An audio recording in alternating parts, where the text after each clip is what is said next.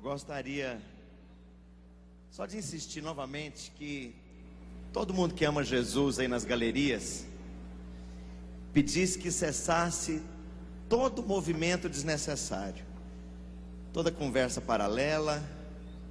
Eu estava ali numa das regiões da galeria, fazendo reunião. Somente quem está entrando, procurando lugar, deve se movimentar. Amém? Nós só temos compromisso agora com ouvir a voz do Espírito Santo. Quantos podem dizer amém? Feche seus olhos. Gostaria que você pedisse fala, Deus, balança as minhas estruturas nessa manhã, nesse dia. Fala, Senhor, eu abro o meu coração para o teu Espírito e para a tua palavra. E nessa manhã, que a tua poderosa voz, que as impressões do teu Espírito marquem profundamente para o resto dos meus dias a minha vida, em nome de Jesus, amém. Você pode dizer amém? Amém. Queridos, eu gostaria que você abrisse comigo a sua Bíblia em apenas duas porções da Escritura. A primeira aqui em Gênesis capítulo 37. Quem não tem Bíblia senta perto de um crente.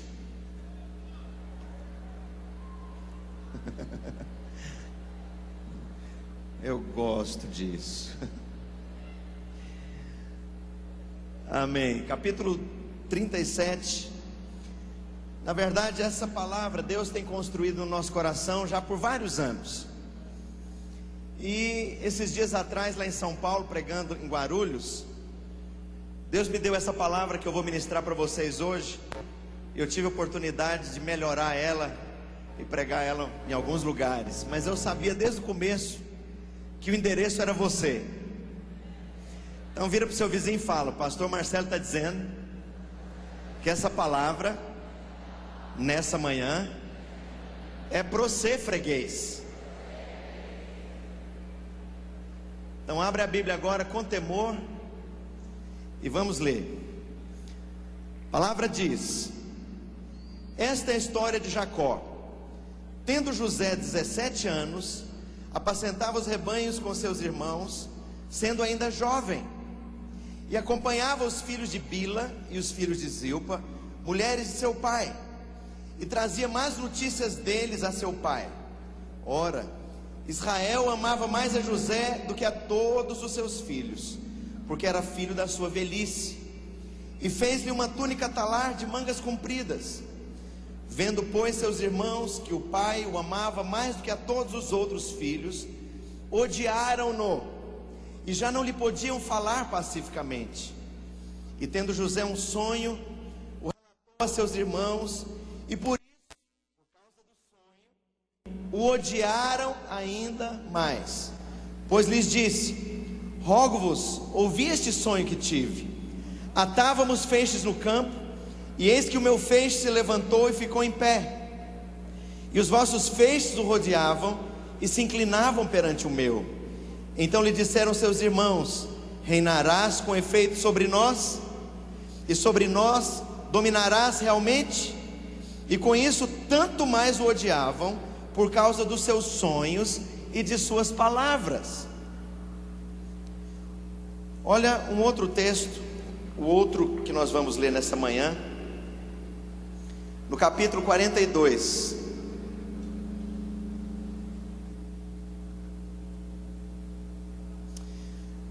A partir do verso 1, presta atenção na leitura da palavra, acompanhe aí na sua Bíblia. Sabedor Jacó de que havia mantimento no Egito, disse aos seus filhos: por que estáis aí a olhar uns para os outros? E ajuntou: tenho ouvido que há cereais no Egito, descei até lá e comprai-nos deles, para que vivamos e não morramos. Então desceram 10 dos irmãos de José para comprar cereal no Egito. Verso 6. José era governador daquela terra, Era ele quem vendia a todos os povos da terra. E os irmãos de José vieram e se prostraram rosto em terra perante ele. Lembra do sonho? Verso 7: vendo José seus irmãos, reconheceu-os, porém não se deu a conhecer a eles, e lhes falou asperamente, lhes perguntou: de onde vindes?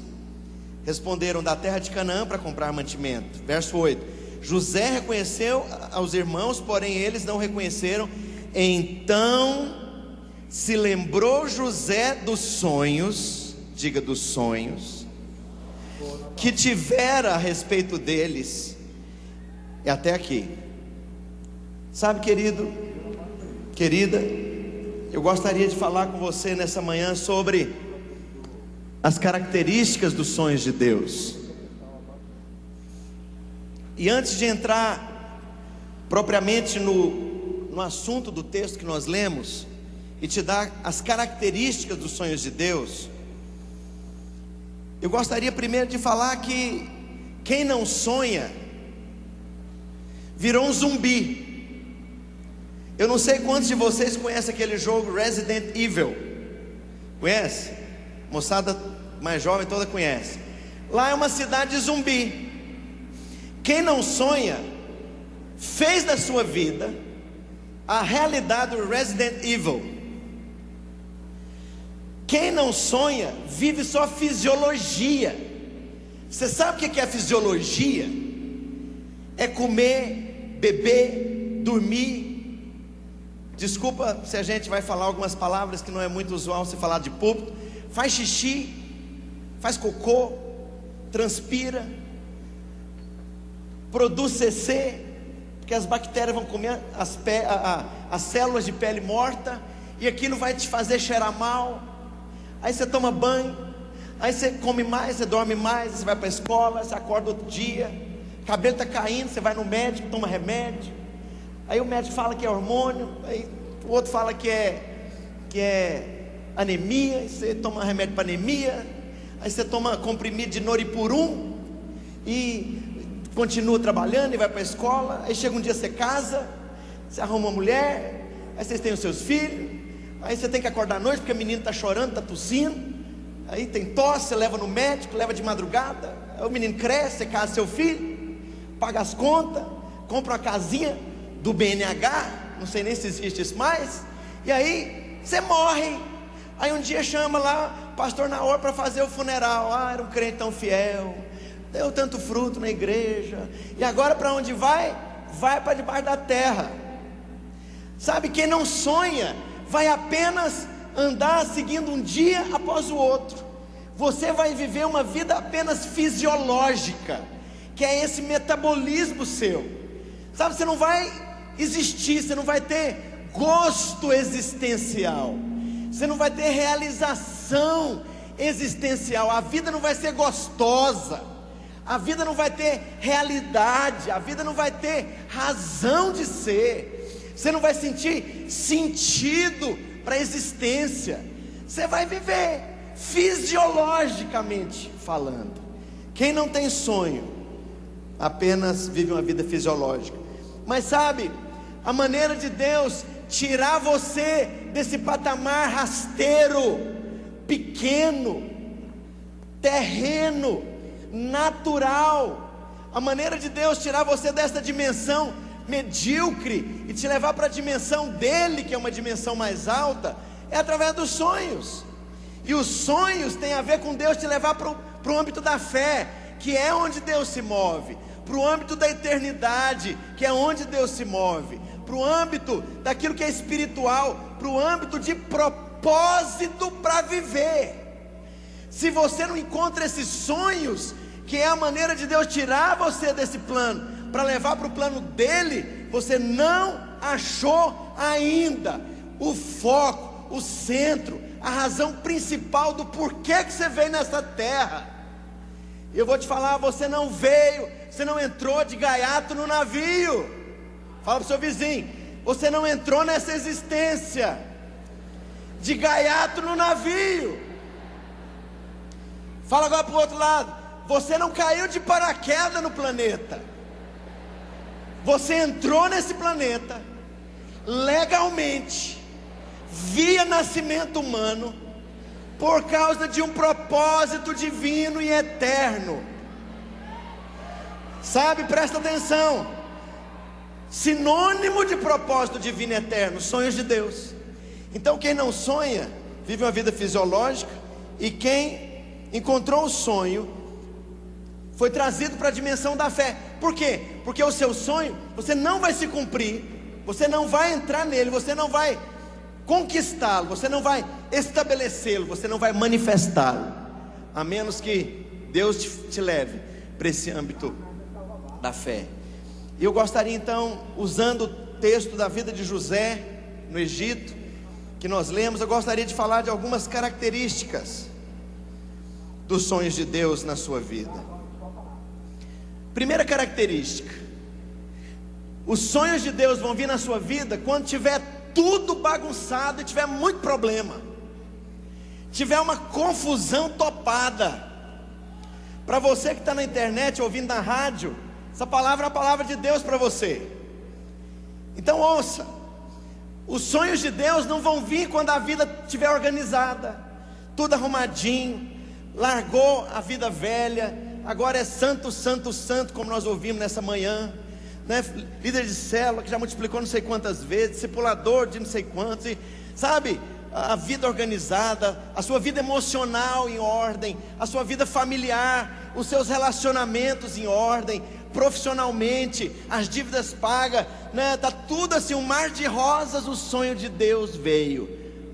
Tira o cavalo da chuva, rapaz, porque não é assim que o sonho de Deus vai vir. Os sonhos de Deus vão vir na sua vida quando tiver tudo um caos, quando tiver tudo uma bagunça, quando tiver tudo um rolo topado. Você olha ao redor e fala: que é isso? Não bate, não tem sentido, não encaixa a minha vida nesse rolo, nessa desestrutura generalizada. E Deus vem com esses sonhos. Isso é coisa de doido. Então a primeira característica de sonhos de Deus: eles vão se manifestar na sua vida quando tudo estiver mal. Olha a vida de José. Ele era órfão de mãe, ele morava num buraco, aquilo que era currutela, né? Com todo o perdão aí dos meus antepassados, tem uma cidade aqui em Goiás que chama Marzagão. E não posso falar nada, tem gente de Marzagão aqui. Marzagão é uma cidade de uns 200 anos que não desenvolveu. A minha bisavó, os meus bisavós são de lá. Fica a 30 quilômetros de Caldas Novas. Você passa de carro indo para Caldas Novas, tem um buraco lá, é lá que é Marzagão. E tem uma placa: bem-vindo, volte sempre. Se você não for esperto, você não lê as duas coisas, sabe? E assim, a vida de José, junto com esse povo aqui, era pior do que uma currutela do interior, sabe? Ele não tinha nada, aquilo ali era uma tribo nômade perdida no meio do deserto. E o pior, todos os relacionamentos familiares estavam destruídos, deteriorados. Imagina você viver num lugar em que ninguém gosta de você. Imagina você num contexto em que todo mundo só olha para você para te criticar, para jogar você para baixo, para falar palavras pesadas e desencorajadoras. Esse era o contexto desse moço. Era tudo ruim. E quando você olha a atitude do pai de José, Jacó, ele queria compensar a falta da esposa e fez do menino um garoto super protegido. Você olha as circunstâncias todas. O José era como um tipo de um gato angorá de Jacó. Sabe o gato que você põe no colo e fica fazendo cafuné? Não é muito legal você criar um rapaz desse jeito, porque ele não vai ter peito para enfrentar a vida. Então deixa eu te falar, os sonhos de Deus não vão vir quando tiver tudo certo. Os sonhos de Deus para você vão começar a se manifestar como um lampejo espiritual quando tiver tudo errado. Segunda característica dos sonhos de Deus: as situações te conduzirão e você não terá controle delas. Eu não sei quantos já foram em São Paulo, pegaram o metrô na hora de rush. Não adianta você mexer, é melhor você entrar no meio da multidão e largar. O povo vai te levando assim para dentro ou para fora. Você não tem controle. É melhor você preparar antes de descer ou antes de entrar, porque na hora que o povo sair, eles vão te levar. Acabou. Sabe, olha para a vida de José. As circunstâncias o conduziram. Perdeu o controle. Os irmãos tentaram matá-lo, sequestraram o cara. Sabe, se tiver algum advogado aqui, você pode me ajudar. Aquela turma, se fosse hoje, era culpada de cárcere privado, sequestro e formação de quadrilha. E José foi simplesmente tirado da casa do pai dele e vendido como escravo. Qual o controle que aquele rapazinho, mais ou menos 17, 18 anos, tinha em relação a isso? Tinha controle nenhum. Segunda característica do sonho de Deus para a sua vida, presta atenção. Você não vai ter controle sobre as situações, e as situações vão te levar como uma tromba d'água, e você não terá controle de nada. Uma das coisas que traz mais segurança para nós, e isso é inconsciente, tenta pensar na sua vida agora. Nós trabalhamos o tempo todo para ter controle na nossa vida, controlar meus relacionamentos, controlar onde eu moro, ir para um lugar seguro, um lugar que eu tenho teto, um lugar que eu tenho rotina para comer todo dia. A gente casa porque, sabe, isso fala de estabilidade. Você quer ter controle sobre a sua vida financeira, saber quanto você ganha no mês, para você saber quanto você pode gastar. Nós trabalhamos para ter controle o tempo todo. Sabe como é que os sonhos de Deus vão vir? Segunda característica: você vai perder controle. Turbilhão de acontecimentos. Perdeu o pai, alguém morre, foi demitido, acontece uma catástrofe, circunstância de injustiça, traído por pessoas que você ama, enfim. Mas tem uma terceira característica: os sonhos de Deus. Os sonhos de Deus vão suscitar oposição, principalmente por parte de pessoas próximas, que deveriam acreditar em você, investir em você, mas vão fazer o contrário. No caso de José, era a própria família próxima. No caso de José, era até o pai dele. O que é isso, menino? Quando ele fala o segundo sonho, você está doido? O que é isso? Tira isso da cabeça. Você não sabe o que você está falando. Mas sabe, abrindo um parênteses aqui, há dois tipos de sonho. E um tipo de sonho tem a ver com aquela coisa natural das pessoas aí fora. Eu sonho em formar na faculdade. Tá certo, tem nada errado nisso. Só que esses sonhos, eles estão muito ligados àquele primeiro padrão fisiológico. Eu quero formar na faculdade para eu ter um bom dinheiro, para eu poder comprar um carro melhor, ter uma casa boa, morar bem, ter umas férias joia, e no final da vida aposentar legal. Eu quero ter controle da minha vida. Sabe, se você tem esse tipo de sonho que é meramente fisiológico, você tem um problema, porque você não vai achar satisfação na vida. Porque quem forma na faculdade, passou 3, 4, 5 anos, aquela satisfação vai embora. Você compra um carro novo, vai durar 2, 3 meses aquela satisfação.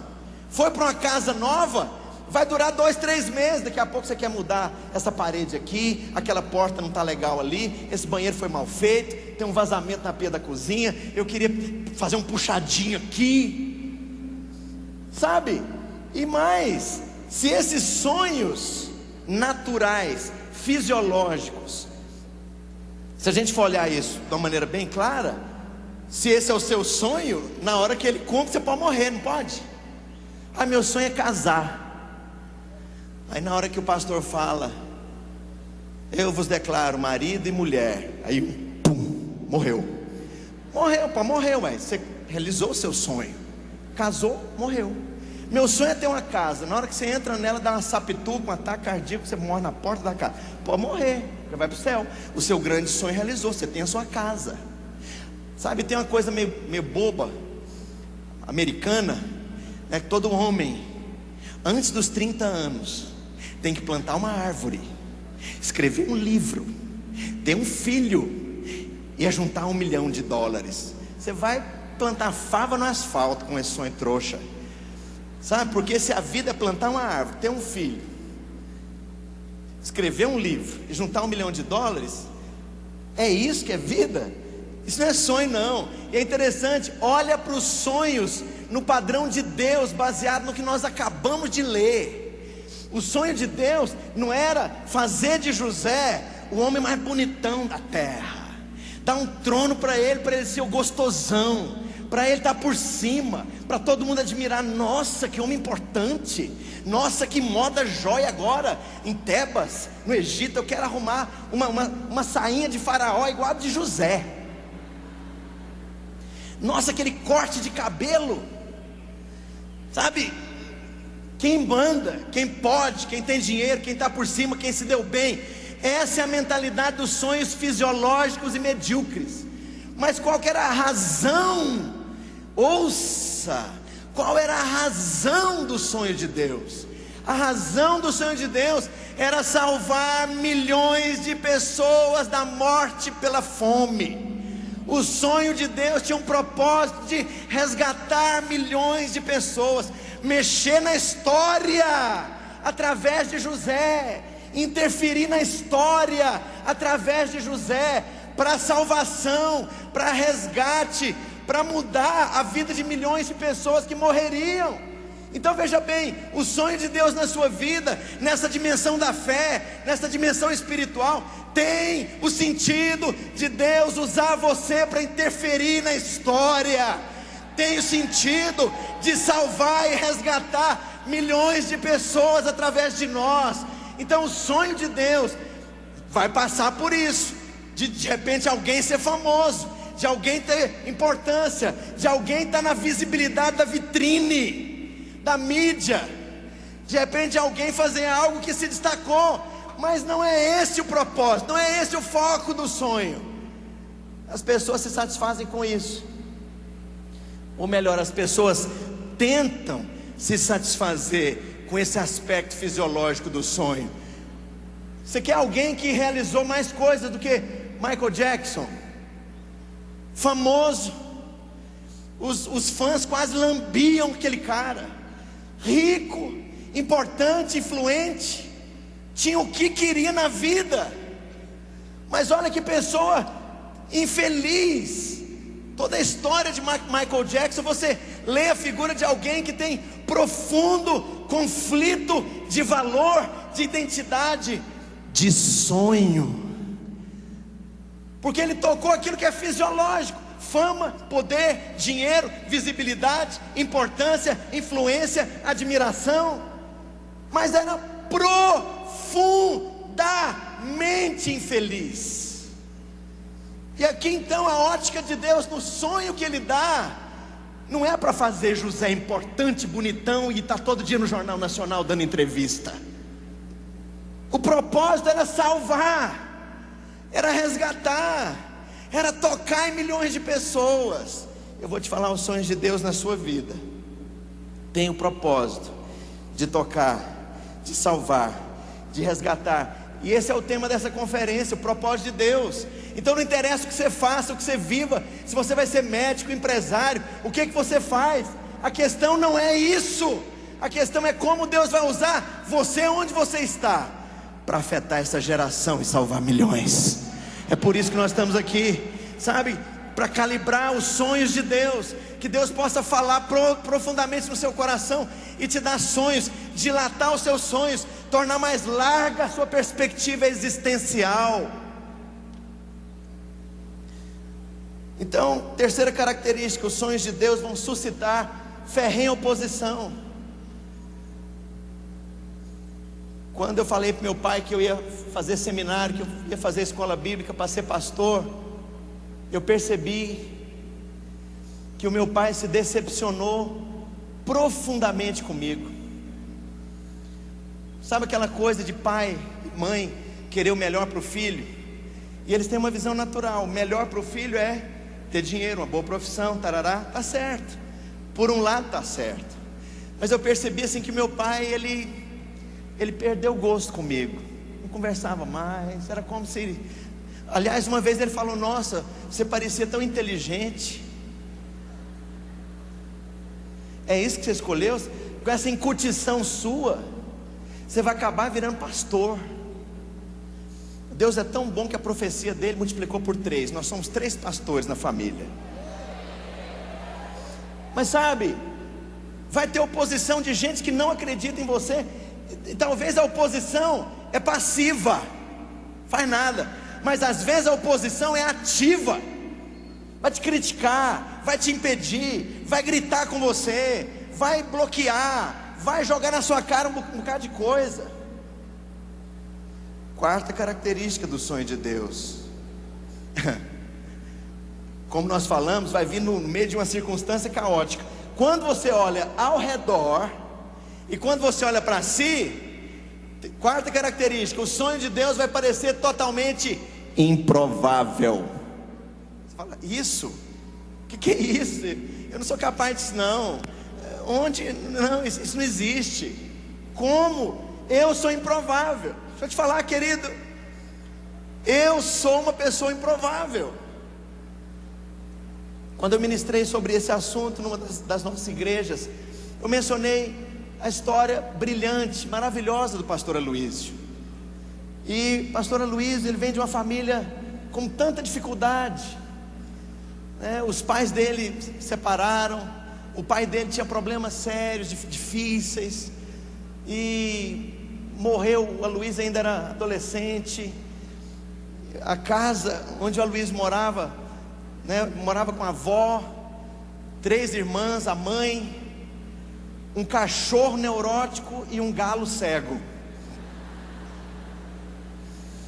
O cachorro era neurótico porque é o seguinte: as unhas do cachorro foram crescendo e foram machucando o pé, foram enfiando na carne. E aí o cachorrinho já não andava com o pé, ele andava de cotovelo. E aí tinha dia que eu chegava lá na casa, o cachorro banava o rabinho para mim. No dia seguinte o cachorro queria me avançar. Eu falei, meu filho, resolve, você é meu amigo ou você é contra mim? Mas o cachorro e o galo, eles tinham um problema, porque o galo, quando era pintainho ainda pequeno, chegou perto lá da comida do cachorro, o cachorro deu uma mordida, furou o olho do galo. Um dos olhos ele perdeu, era cego de um olho. Como o galo cresceu e odiava o cachorro, o galo perseguia o cachorro e ia lá e bicava no cachorro. Então o quarto da Luísa era um quarto do lado de fora, com frestas na porta. Na época do inverno, que chovia mais, do verão melhor, que chovia mais, brotava, minava água no cimento. O banheiro, às vezes a gente tinha que colocar uns tijolos lá, para você passar em cima do tijolo, para não pisar na água, porque não escoava pelo ralo. E aí, sabe, quando eu olho para nós, quando eu olho para tantos homens e mulheres de Deus, quando eu olho para José, nós éramos improváveis. Se você olhar a sua vida, você é um improvável. Eu tinha tantas questões emocionais, tanto problema dentro de casa, tanta crise, tanta loucura, sabe? Sabe o que eu queria ser antes de realmente ter um compromisso com Deus? Eu pensei até em ser terrorista. Porque vocês hoje aqui, a preocupação de vocês é comprar tênis da Nike, comprar um iPod e frequentar shopping. Na nossa época, ou você ia para droga, sexo e rock and roll, virava aqueles hippie bem esquisito. E aí, eu sou a favor da legalização da maconha.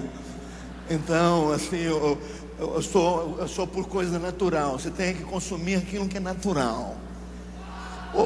Ou você entrava por essa linha, né, totalmente tropicália, totalmente musical, totalmente sexo, droga, LSD, rock and roll, ou você se engajava na luta pela democracia. O povo unido jamais será vencido. 1, 2, 3, 4, 5 mil. Eu quero eleger o presidente do Brasil. Aí vinham os cachorros, gás lacrimogêneos. Quantas vezes eu corri de cachorro e de gás lacrimogêneo? Ou então, a terceira via, você virava crente e encontrava o propósito de Deus mais profundo que isso. Mas sabe, irmãos, a quarta característica é que eu olhava para mim, eu sou improvável. Muitos anos atrás, uma irmã, eu era adolescente, tinha 13, 14 anos, e ela muito usada em profecia, uma mulher muito santa. Ela estava ministrando palavras proféticas numa reunião de oração, profetizou para todo mundo. Quando chegou em mim, parou. Aí eu falei: algum problema? Por que parou? Parou por quê? Sabe, eu fiquei pensando, o que aconteceu? Será que mais essa? Agora nem Deus. Aí ela falou para mim, falou: olha, eu estou assustada, eu estou chocada, eu preciso conversar com você depois. Aí que eu fiquei preocupado, né? Aí ela falou depois, ela falou: olha, eu vejo promessas de Deus para a sua vida que são tão grandes que eu assustei. Ela foi compartilhar. Sabe, então quando você olha para o sonho, olha para você, é para assustar mesmo, porque é improvável. Como é que um garoto sardento, feio, magricela, perna branca, mal vestido, pobre, de origem bagunçada, com conflito de identidade, pode virar alguma coisa que presta? Como é que você, olhando para si e olhando ao seu redor, você vai ver que não é coerente a grandeza das promessas e dos sonhos com o que você vê. Você é improvável. Eu quero perguntar: quantos improváveis junto comigo e com José nós temos nessa manhã? Eu sou improvável. Improvável. Mas o quinto característica é que você, diante do sonho de Deus, se sente totalmente impotente diante dos acontecimentos. Eu não tenho o que fazer, eu não tenho como interferir, eu não tenho como mudar, eu não tenho como tornar realidade os sonhos. Eu sou impotente em relação a tudo. Eu não sei se você já sentiu isso. Você olha para a vida do seu pai e da sua mãe, você se sente impotente para fazer alguma coisa.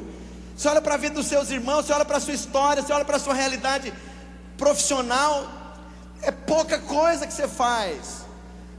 O que você faz não chega a alterar a história.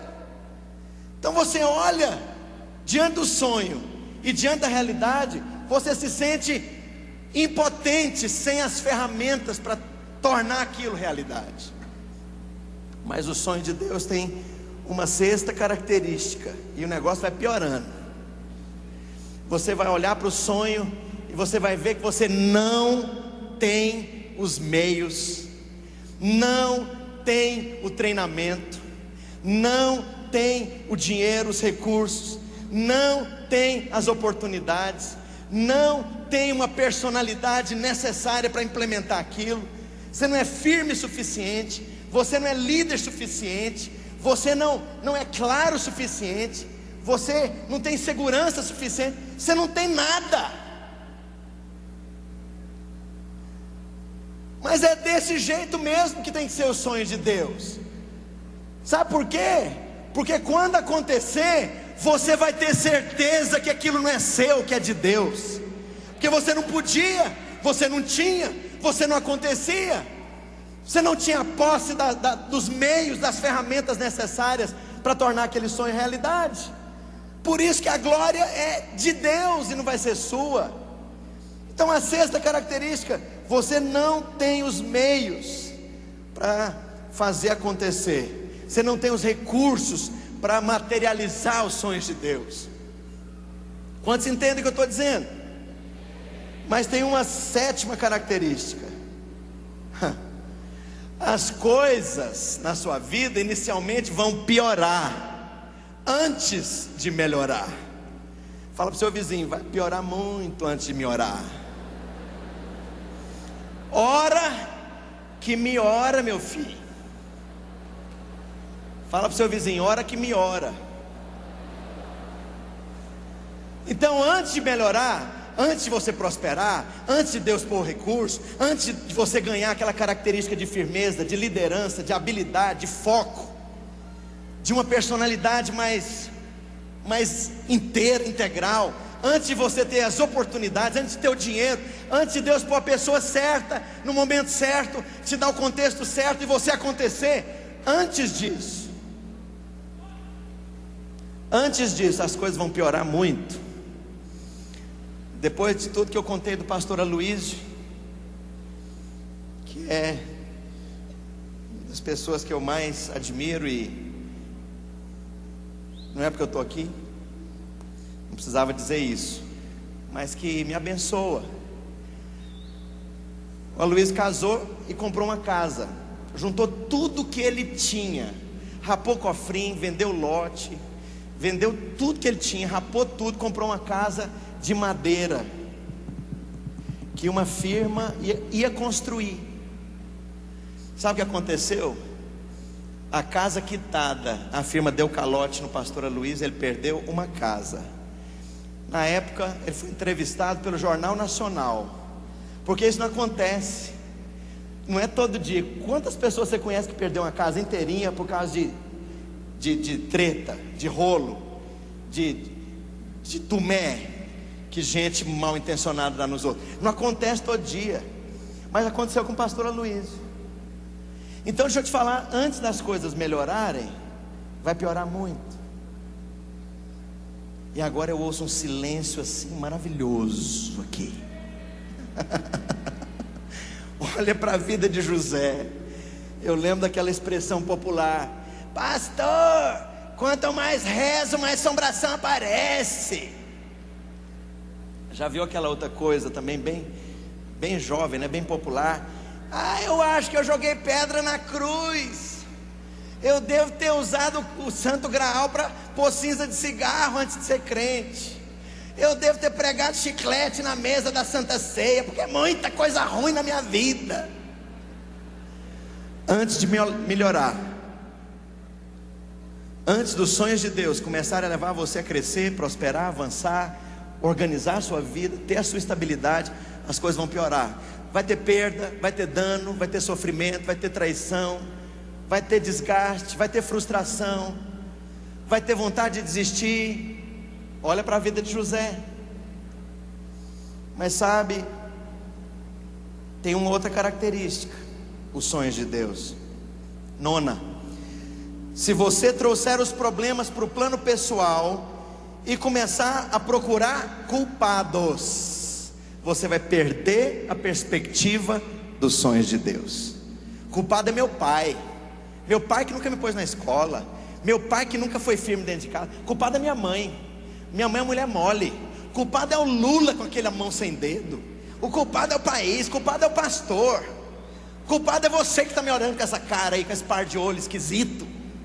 Sabe, se você for procurar culpado pelas suas desgraças, pelas suas misérias, pelas suas perdas, pela sua dor, você vai achar culpado. Você vai achar culpado. José podia achar culpado no pai dele, homem mole. Podia achar culpado no irmão mais velho, não fez nada para me salvar daqueles bandidos. Culpado é o Judá, culpado é o Rubens, safado, miserável. Se eu tivesse com ele aqui, eu comia o fígado dele com limão. Se ele fosse achar culpado, ele ia achar esse Potifar gordo, barrigudo, esse funcionário público mesquinho, não cuida da mulher, a mulher vem dar em cima de mim, e olha aí, eu que levo a pior e vem para a cadeia. Se você procurar culpado, ouça, você vai achar, tem culpado, só que você vai perder a perspectiva do propósito profético de Deus na sua vida. E é interessante, os irmãos de José, muito depois, diante do encontro com ele, pensaram: bom, agora ele vai vingar da gente. Qual que foi a declaração de José? Não foram vocês que me mandaram para cá. Como? Fomos nós sim.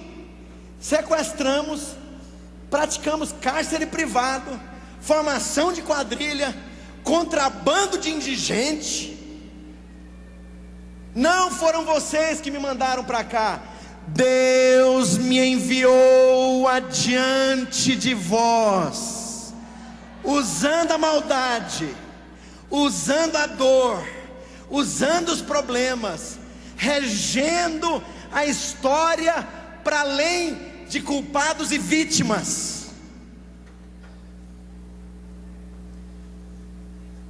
Próxima característica dos sonhos de Deus é essa: se você for achar culpado pelos seus problemas, você vai achar, mas você vai perder o propósito. Não interessa quem te feriu, não interessa quem te traiu, não interessa quem causou dor, não interessa. Interessa que você teve essa experiência para talhar em você exatamente o que Deus quer construir. José precisava ter misericórdia daquela turba faminta, indigente. José precisava ter encargo e coração de compaixão. Ele só teria isso se ele tivesse passado por essa trilha de dor e de sofrimento, de perda, de maus tratos. Agora ele entendia, porque ele viveu na pele. Deus não vai te formar no escritório com ar-condicionado, carpete, secretária e cafezinho. Fala para o seu vizinho: não é com chá de canela. Agora fala para o outro vizinho: é com chute na canela.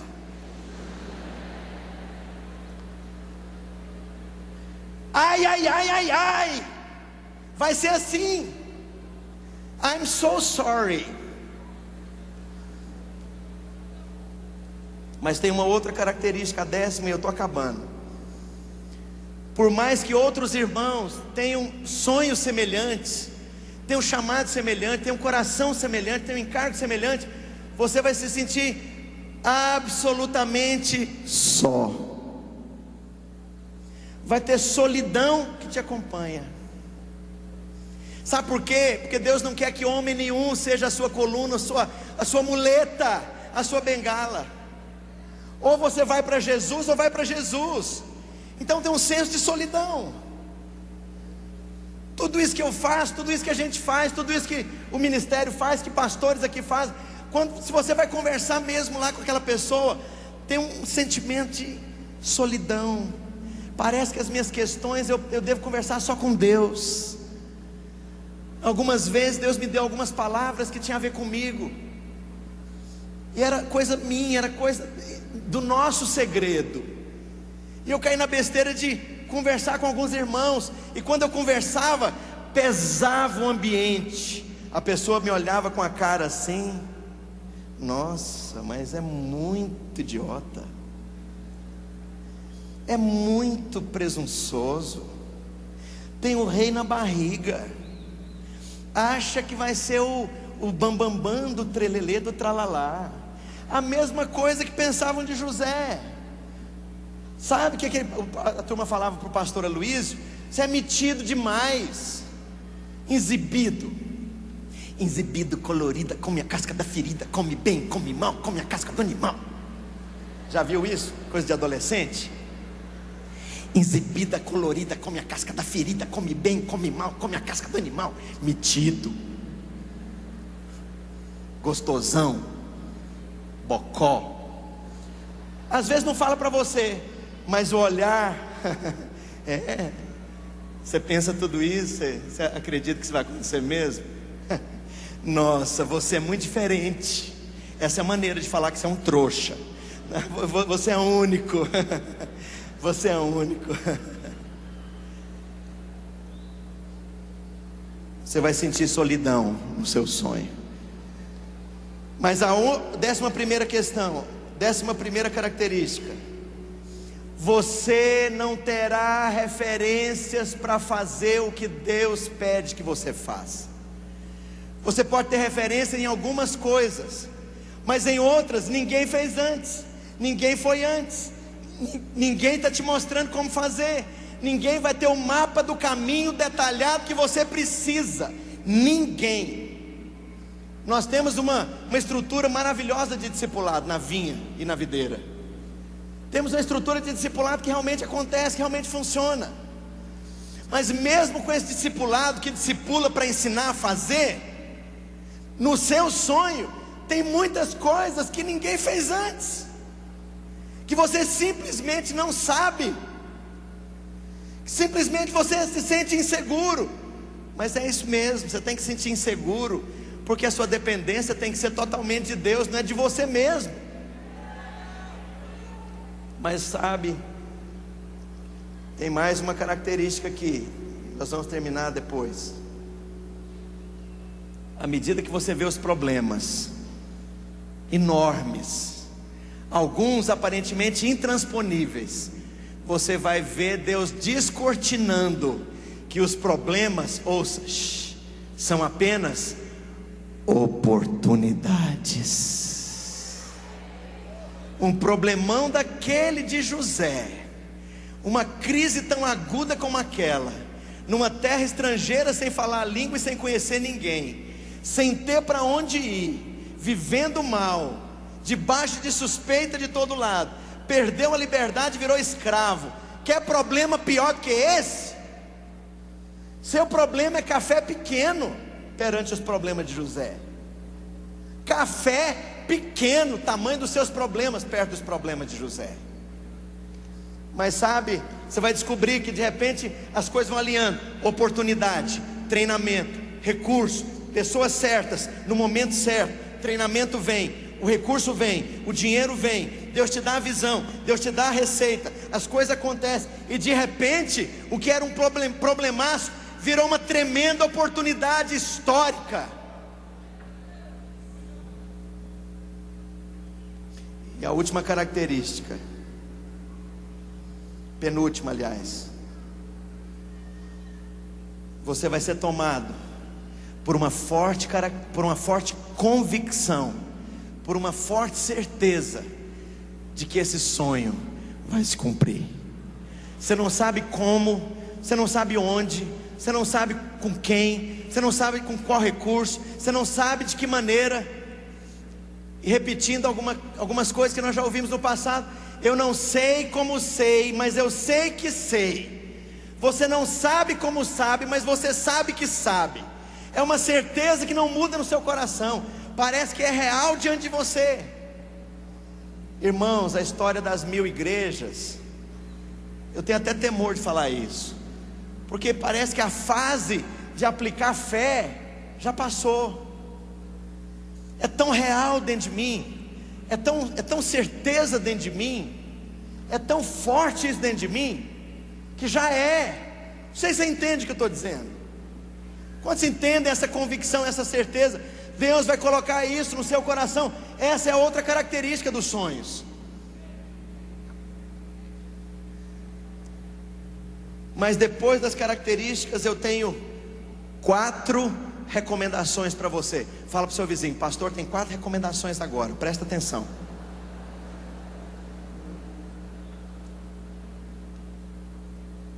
Primeira recomendação: faça a coisa certa. Pode parecer básico demais, mas sabe, às vezes fazer a coisa certa é a mais difícil coisa a ser feita. Fazer a coisa certa é romper com o relacionamento que está te levando para o buraco. Fazer a coisa certa é parar com certos hábitos. Fazer a coisa certa é abrir o coração num discipulado genuíno. Fazer a coisa certa é cortar e fechar certas portas para o diabo. Você sabe o que é fazer a coisa certa. Então deixa eu te falar, José podia fazer a coisa errada, e você vê ele naquele conflito, quando ele tinha os irmãos lá debaixo do tacão dele, porque eles vieram e o sonho de mais ou menos 35 anos antes estava ali se cumprindo na frente dele, por causa de trigo. Lembra do sonho dos feixes de trigo? Os irmãos dele se reinando, e ele reinando sobre o Egito. O assunto ali era trigo, e ele estava na posição, e os irmãos dele todos se inclinando diante dele. A Bíblia diz que ele se lembrou do sonho, e aí ele teve a oportunidade de fazer a coisa errada. Agora, safado desse Judá, você vai para a cadeia, indigente, miserável. Seu Rúben, seu miserável, seu porcaria, seu irmão de meia tigela, agora você vai pagar o que você fez comigo. Eu vou te pisar feito uma barata. Eu vou fazer você pagar o que você fez por mim. Você sabe o que é fazer a coisa certa. Em relação ao seu pai, sua mãe, em relação às pessoas próximas, você sabe fazer a coisa certa e sabe qual é ela. Só que ao escolher fazer a coisa errada, saiu do trilho, perdeu o sonho. Você tem que voltar lá na posição original para fazer a coisa certa. Segunda recomendação: dê uma resposta de cada vez. Você não vai conseguir estruturar tudo de uma vez, num conto de fadas, num toque mágico. Você não vai conseguir estruturar tudo de uma vez, conquistar tudo de uma vez, fazer tudo de uma vez. Sabe?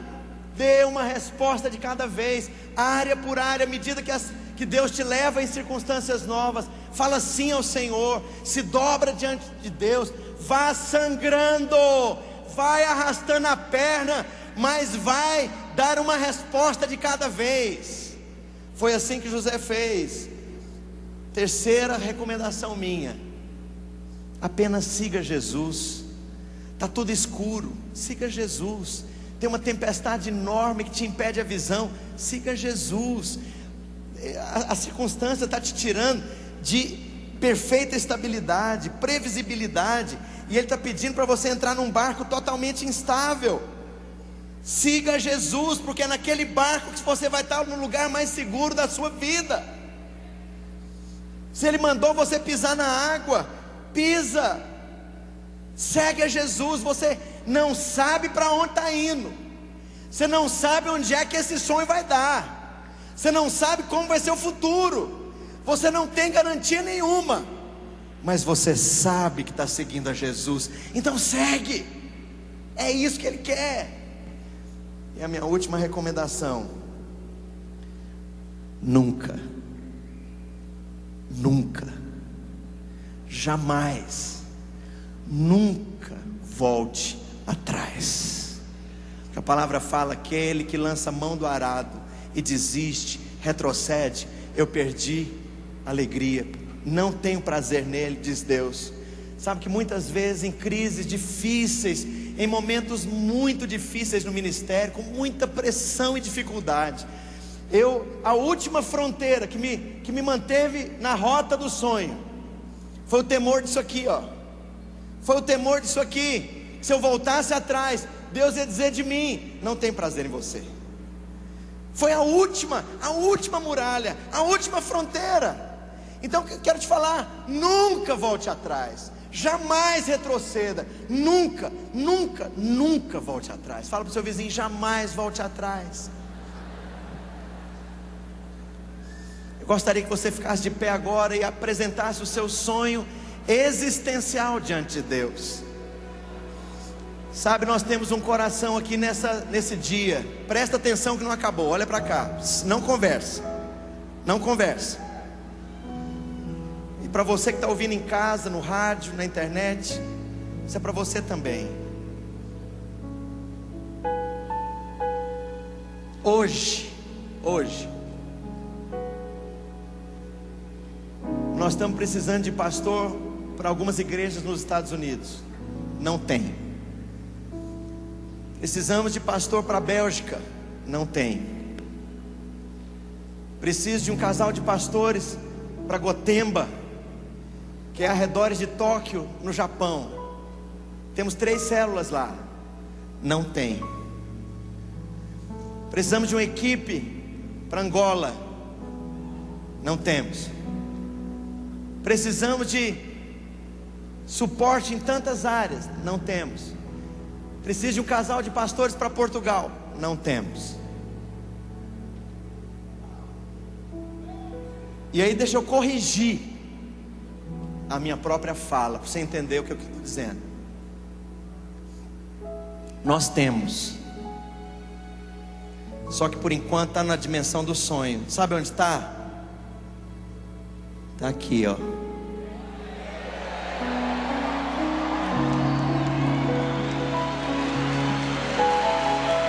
Ouça.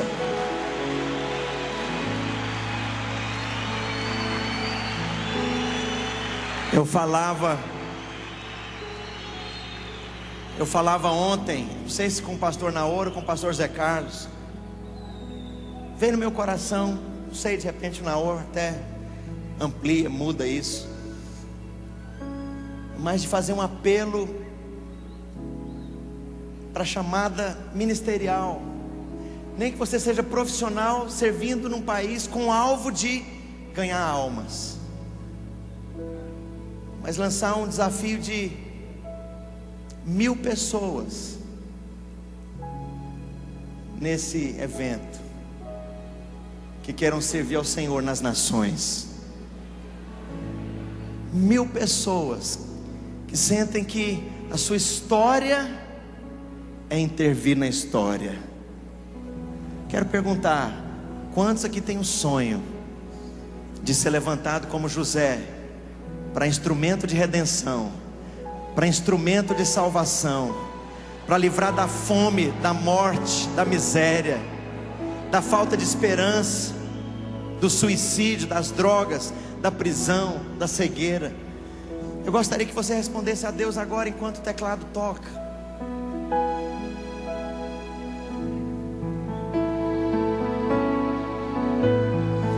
Apresenta os seus sonhos diante de Deus. Apresenta os seus sonhos diante de Deus. Se você se identificou com as características, com algumas dessas características, fala: eis-me aqui, Senhor. Eu quero viver no patamar da fé, no patamar dos teus sonhos, na dimensão do Senhor. Me tira dessa vida meramente fisiológica, de viver apenas coisas naturais, correr atrás de sonhos que se consomem a partir de quando são conquistados. Me leva para essa dimensão divina.